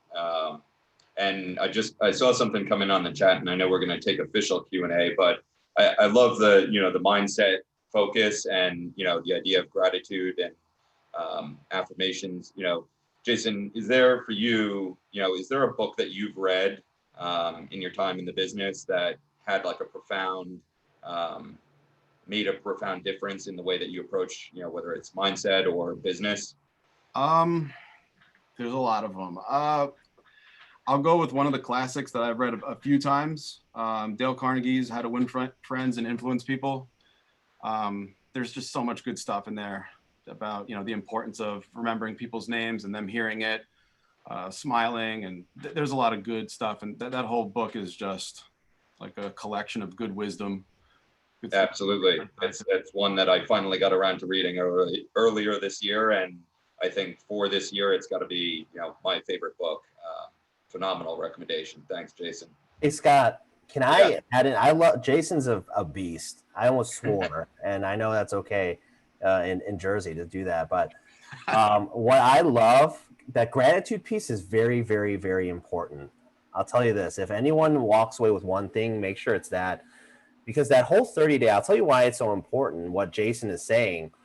Gratitude is a muscle in our brain, okay? And just like any other muscle in our body, if you don't work it out after a while, it loses its strength, right? And you start to get sore when you use it, and it takes a while, right? You're stiff. that daily gratitude is so important because what it does, and it's what Jason says, it's so easy, right? The overarching stuff. I'm grateful for my wife, my kids, my family, of course, right? But when you can build that muscle, that gratitude strength and the muscle memory in it to be grateful for Starbucks mobile orders, for Netflix, right? For little things in your life, what happens is that gratitude strength builds up. And then when you find yourself in a moment like 2 days ago for me, where final walkthrough, my client didn't move out any of their furniture and he's in Cincinnati, Ohio now. And we're scrambling to try and get this unit emptied out in 2 hours. The muscle memory of gratitude kicks in that moment versus me wanting to scream into a pillow. And I find the gratitude in the moment of, you know what? How I'm grateful to be in this position right now because this is a $3 million property. I know many people that would kill to be in this position and to deal with it. I'm grateful for this. It sucks, but I'm grateful for it, right? Gratitude is recession proof. No pandemic, no stock market fluctuations can change when you have everything looking through a filter of gratitude. So that's why it's so important. I love that Jason hit on that because that truly is, you can only build as high as your foundation is deep. Gratitude gives you that foundation that goes to the core of the earth, right? That's unshakable. So Tommy, we call that a luxury problem, by the way. Yeah, there you go. Furniture's not out of your $3 million listing that's closing today. Yeah, luxury problem. He thought they wanted it, is what my client told me. Good thing though, I got it out, so it's all good. You're grateful for it. Taylor. So, where we left off with you, I think we'd taken that credit card out to start getting Zillow leads, but I know you are so much more than that. So talk to me about how you managed to build yourself up to a point where you came into this year, 2020, right, with a goal of 50 million. And a lot of people could have seen quarantine hit in March and said, let me get off track from that goal. It'll be all right if I do a little bit less this year. But instead, somehow you blew right through that goal and you're on track to close 70 million. And at the same time, you built this, really strong team around you. So how did you do that? What were some of the important lessons you learned along the way? Yeah, definitely a lot to try to go into, but for sake of time, I'll try to basically just condense it. But yeah, definitely grateful for a lot of things that have happened this year. But I want to say something on the call so people don't kind of get things a little misconstrued because I think that's important. I'm definitely not the Zillow realtor for sure. I think everyone came up with like a lot of really like great things that everyone does, and I think it's really important. I say this to my team every day. Everything works.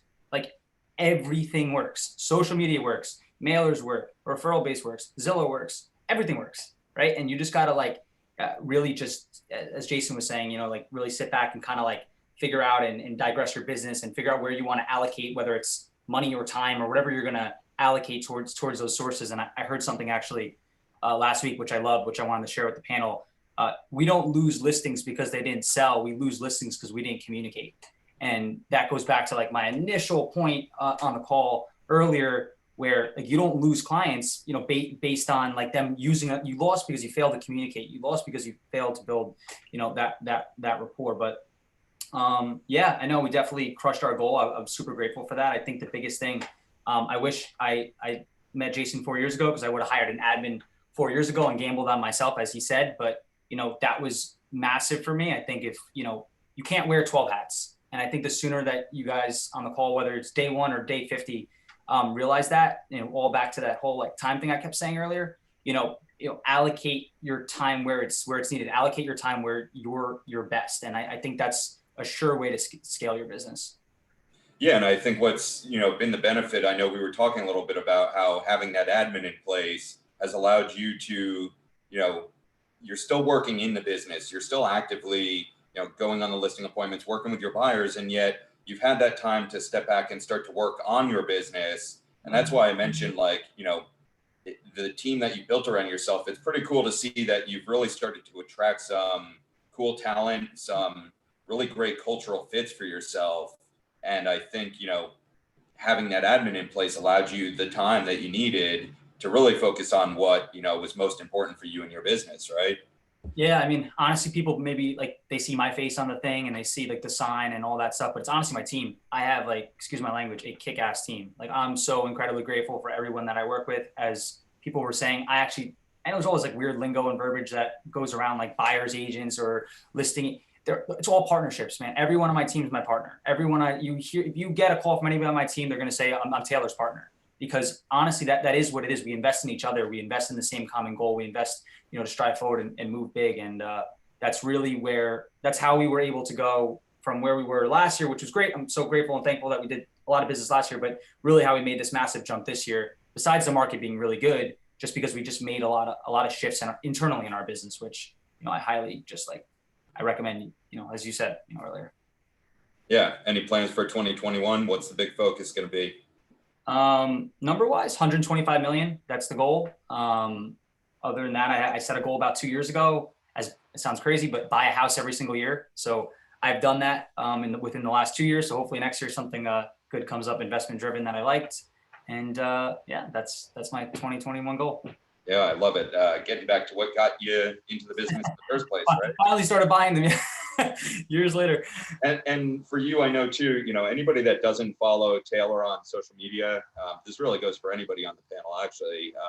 But Taylor, I know you mentioned specifically wanting to really work on, the branding component. Yeah. And I mentioned to you that I've loved seeing the kind of content that you're putting out is unique and different and really does stand out. So I would, highly encourage everyone to give Taylor a follow and see some of the stuff that he's putting out there. Thank you. I appreciate that. So Nick, you want to jump in here? I know we're coming up right on the last 15 minutes here. Do we have questions? Or is Patrizia, are you handling that? Yeah, I'll take care of that for them. We actually have Nick that actually wrote a lot of good quotes down. And to be honest, I'm a quotes person too. And I enjoyed listening to all of you, and all of you had something different to bring to the table, which was great. So I thank you all for that. So the first question we have is from Randy, and she just wanted to know how many hours a day do you all work? So I guess we can start with Amrita and then work our way down.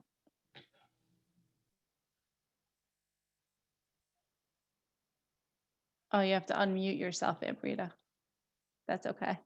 This year specifically, I was saying that's such a tricky question, because this year specifically, I'm a mother of 3 children and my husband's working from home, and we chose not to send our kids to school. And my youngest is 6, who has an attention span of 3.5 minutes. So right now, I think I'm working maybe 4 or 5 hours a day. That's what since March has looked like on average. Then there are days when I'm working all the time. But I think the key thing for me is I don't feel like I work. I am constantly taking phone calls. Like, I'm that realtor you could call at 11 o'clock at night and I will answer my phone. If I'm awake and it's there and I see it and it's a good conversation, I'm going to answer my phone. Because I don't feel like it's work. So I could work a 10-hour day in real estate. I could be exhausted physically. But I don't feel like I work. And I think that is, like, for me, the beauty of this business, that I do this, I'm so fulfilled, and I just happen to get paid as a result. So my days are varied. Like, some days I work 2-4 hours, not even, some weeks, and other weeks, maybe I'll pick it up a couple of notches and work 8-10. So, like, it boggles my mind. Like, I can't wait till my kids are older. They don't need me anymore, because then I could actually, like, be someone like these other panelists that I'm with now. Like, I feel like I don't even belong on this panel because I'm not even performing to that high level, you know? So it's a scattered answer, but that's my answer. Okay, thank you. Taylor, would you like to answer? I'm sorry, the same question or different The question? same question, yeah. I do apologize. I missed the question. Well, Oh, that's okay. I'm not testing you. Don't worry about it. we're never good at this stuff. How many hours a day do you work? I think there's 24 in a day, right? It's about, no, I'm kidding. I mean, honestly, I would say almost every day, 8 to 8 personally. I mean, not so much Sundays. I've really made a habit because I felt like I was like driving myself crazy. I made a habit to take half days on Sundays, as wild and weird as that sounds, but I'm young. I'm going to be 29 years old next month, and I want to take this opportunity now while things are good, and just keep diving in at it. And you know, that's the simple answer. But I really do love what I do. I really don't consider it work. I consider it a lifestyle. I just consider this my passion and my career, and I don't no minutes wasted. Okay, thank you. Tommy? First of all, Taylor at 29, I can't wait to see what you're doing at 39. Like you're an absolute animal. That's awesome. I would say, and I love that question, Randy. Last time I was with Randy, I was with Matt. We were with Magic Johnson, by the way, too. So this is a little bit different, but I still like this.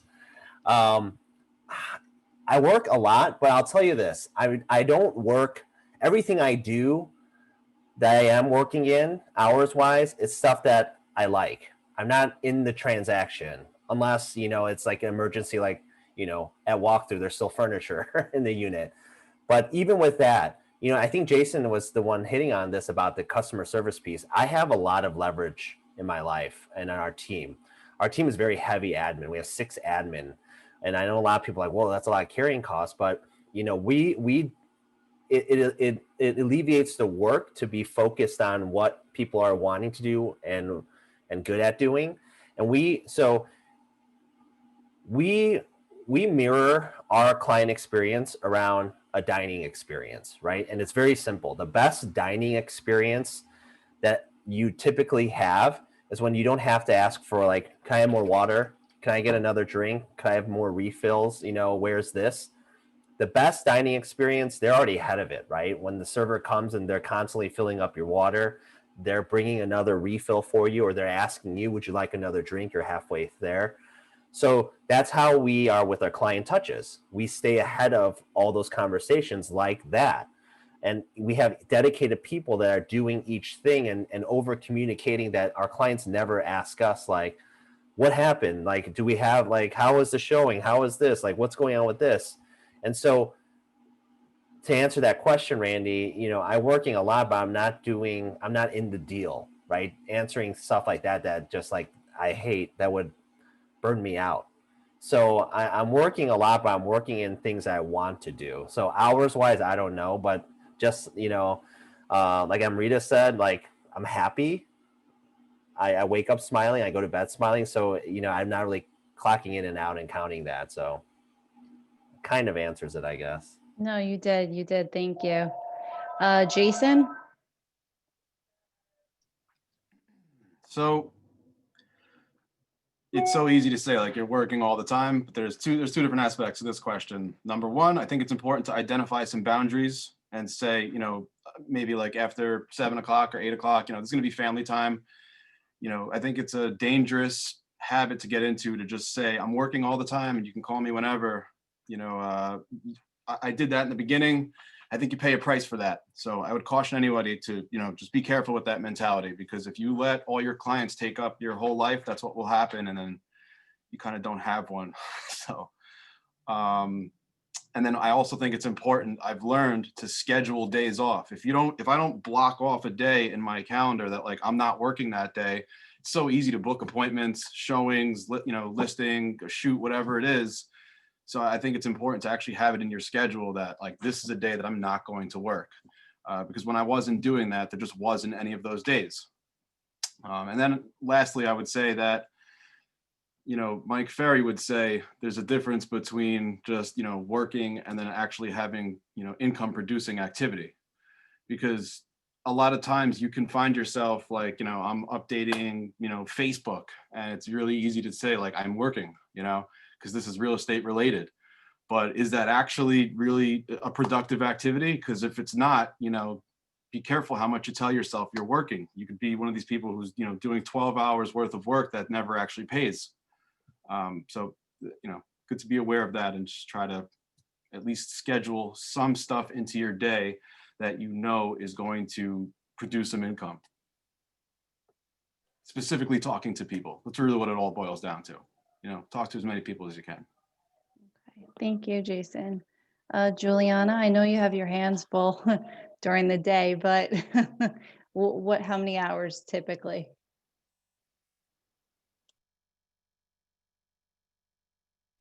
Oh, here, unmute yourself. I'm sorry. Perfect. Sorry. That's okay. Yeah, it varies every day.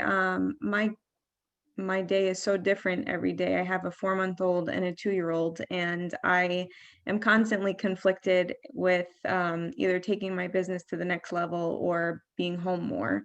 I came into this business because I wanted the flexibility to be home with my kids.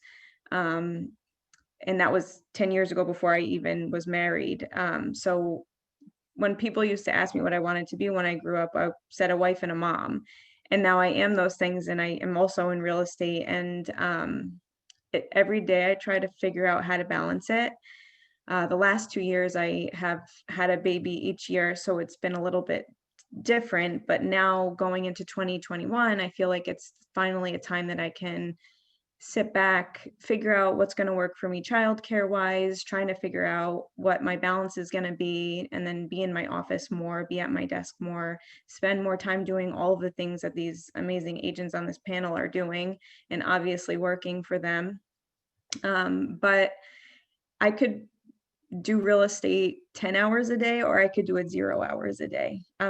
It's never 0. You always spend time emailing and whatnot. But in the morning, I try to start my day by getting my daughter breakfast, putting my other daughter for a nap, and replying to emails and touching on things that I may not be able to get to until a couple hours later. So it just really depends. And I have, I'm a team of one. My husband, thank God, is in the business also, so he can help me a little bit. He's more on the management side. He helped me with my maternity leave, and so did my best friend. But I should have hired an admin 4 years ago, because I am so at the point where it's way too late to train somebody. Yeah, I completely get where you're coming from. Well, the last question we have is from Jonathan, and it's to specifically Taylor. At what point did your business explode, and where did your business come from? So Jonathan's on my team. That just goes to show you that my team is, we're all part of everyone. We all support each other, no matter what it is. But to answer Jonathan's question, when did my business explode? I mean, honestly, now it's scaled a lot bigger, but I would say definitely in 2017, when I really made that shift to just making this a career and making this full time, and really just putting my focus on all these things that everyone's really talking about on this call, like allocating, a little bit every single day to the components of things, how I wanted to scale my business. And sometimes you can't really like see the end of the road, or today something like you might think is like a very big investment to do, but you have to start somewhere, right? You have to start doing a little bit of something, because that compound effect over time is really what like changes your business. I took a call I get calls all the time, like off social media, like new agents are like, hey, like I'm getting my real estate license, can you give me advice? And I hope anyone on this panel takes those calls and encourages those calls and talks to the new agents, because I think that's important for people to collaborate. But I said, and nothing wrong with being a part-time agent. I'm not putting that down.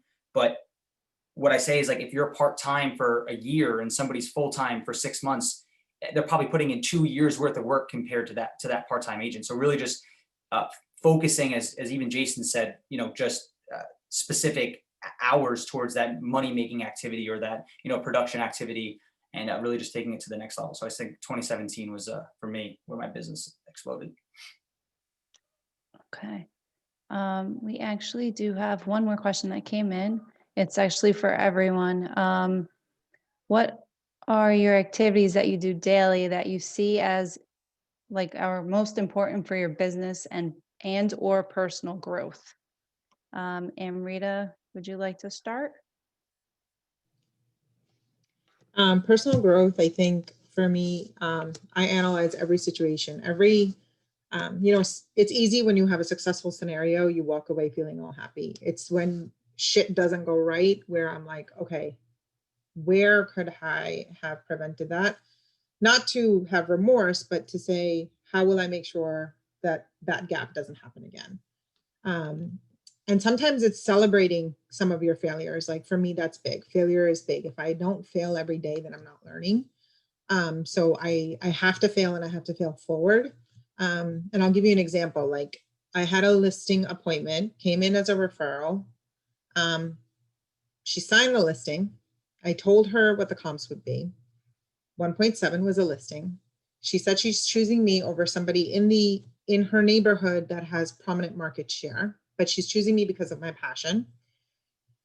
She's not happy with the price and she decides, you know what, I'm going to go with this other person who's telling me I can get the 2 million. And as much as that hurt to not, because I wasn't going to list an overpriced listing, it just wasn't worth it. I've been down that road and I don't want to play that game. I walked away hurt, like I got punched in the stomach every time I have that feeling. And in that moment, I have to say, okay, one, what was the learning? How could I have prevented that? Two, I celebrated the fact that I didn't take a listing that I was going to fail at. And I think that is a mindset piece that I have adopted over the last 4 years. And I'll tell you this too, it's going to sound crazy, but I have probably grown and evolved as an entrepreneur in the last 4 years more than I did in my entire lifetime. Like the people I've surrounded myself with, the books that I'm reading, the podcasts that I'm listening to, the things I'm exposing myself to are really pushing my limits. So you don't have to read a ton. You just have to have the right mindset to absorb the information you're getting, and information's everywhere. You know, the quotes are everywhere. So that from a growth standpoint, that's my thing. As far as growing my business, it's really having conversations that revolve around contribution, humility, and just abundance. Like whatever conversation I have, if I can push that into the conversation, that's very organic for me. It's very natural, you know. Eventually it comes back 10 times, tenfold for me. So just having enough of those a day. Okay, thank you so much. Juliana, would you like to answer? Can you repeat the question exactly so I don't talk in circles? Sure. Okay, so what are the activities you do daily that you see as important for your business and or personal growth? On a daily basis, I try to focus on my mindset to stay positive, because kind of what Armida was just talking about, it's very easy to go down a negative get to a negative place, whether that's getting down on yourself for losing out on a listing. And look, we all lose out on listings. Not every realtor is the right person for buyers and sellers. It's just the name of the game. And there's a lot of letdown in this business, and you kind of have to discover your Teflon skin to be able to succeed and rebound and go to the next thing. But, and it's also means stay away from the negative person in your office who's always focusing on what their company is not giving them, why they're not doing things, and making excuses for themselves, because chances are those people will either not make it in the business or keep hopping from company to company thinking that that's the problem. And just I try to, no matter how much I get frustrated that I can't be in the office more, or I get frustrated that I can't be with the kids more, I try to focus on the positive and think, you know what, I still spend a lot of time with my kids and I still am making a really good living. So at the end of the day, it's working, and I have a lot to be grateful for. And that positive attitude really helps when you answer your phone. I mean, you whether you're in a dark place answering your phone or you're having a good day, I mean, it shows, and people pick up on that. So I just really try to every day, no matter what's going on, try to stay positive, try to touch base with all of my current people, because I'm the only one that's going to do that. And like someone said, I forget who said it, if they're coming to you asking, you've already kind of failed them. You have to be a step ahead. So that's typically how I do my days. Okay, thank you. Jason? Talk to people. I think that's the simplest answer is find any reason you can imagine to talk to people every day. The more you talk to, the more likely you're going to bump into. It's a numbers game. You know, some of them have to sell. There's percentages. You can speak to a lot of people. You're going to run into more people that have to sell, and just be prepared for that.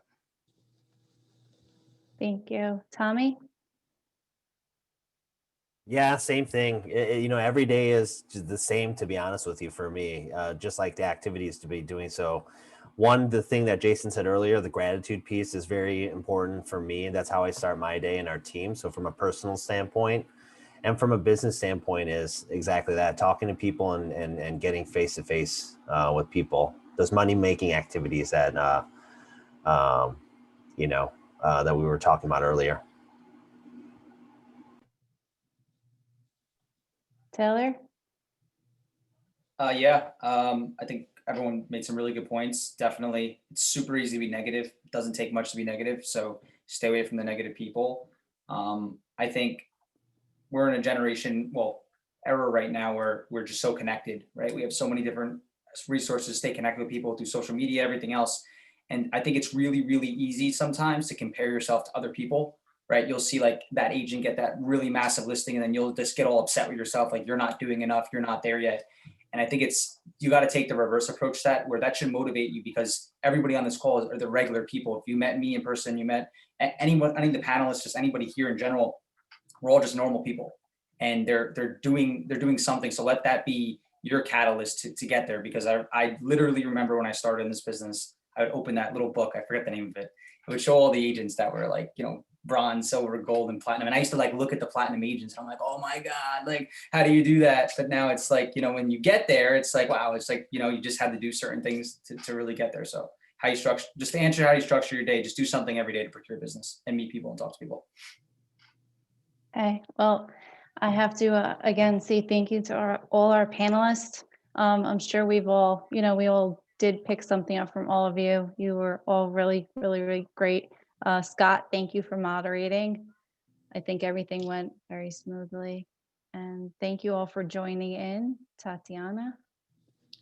Thank you guys. And we've learned a lot today, and hopefully we can do half of what you guys are doing. You guys are amazing. Thank you so much. We appreciate it. We'll take the knowledge with us. Thank you to the panelists. And I think without a doubt, if this was in person right now, this is the moment when we'd have a nice round of applause for how amazing they really were. So thank you guys for sharing all your knowledge.